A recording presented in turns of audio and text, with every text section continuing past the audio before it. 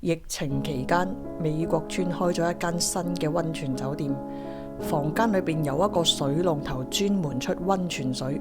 但係呢間酒店我哋印象最深刻嘅係佢哋嘅泳池同埋早餐。點解聲音會咁死？因為係聲音導航啊嘛，係差唔多噶啦。但係你哋咪又會係死死地氣咁樣睇埋落去。美國村 Vessel Hotel 應該嚟沖繩嘅人都會認識嘅，同一個集團喺美國村再開多一間酒店叫做 Le Cool Okinawa Chattan Spa and Resort。 我哋自費住咗一晚，等我哋介紹一下呢間2020年先至開幕嘅酒店啦。酒店嘅位置喺美國村擴建嘅地方，前身係一個停車場，而家變咗一個大型嘅購物區域。酒店下面係便利店，旁邊就係回轉壽司店，再過多少少就係全新嘅大樓，上面有好多餐廳噶。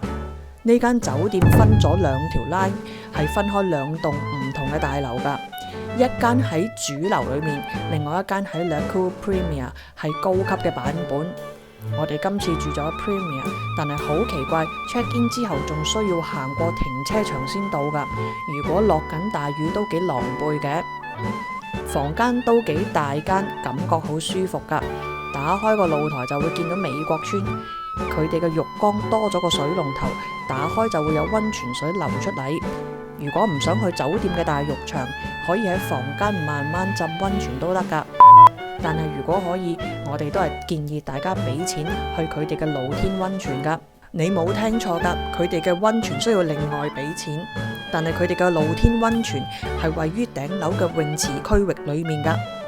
泳池係一個無邊際嘅泳池，有水力按摩設施，對住美國村嗰個海。夏天夜晚嘅時候仲可以見到美國村煙花添。泳池中間仲有個突出嚟高咗一層嘅建築物，嗰個係一個水力按摩池，幾個人浸喺按摩池度欣賞美國村嘅海同埋煙花都好正噶。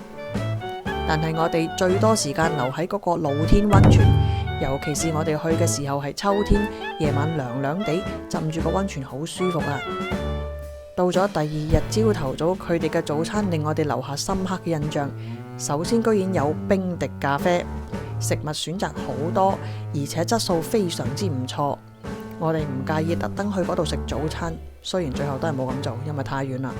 另外 Premier 嘅早餐可以選擇其他餐廳，例如下面好型嗰間 coffee shop 咁啦。但係唔好問我哋幾多錢一晚，因為我哋住嗰陣仲係沖繩縣民資助，價錢係平到你哋唔信噶。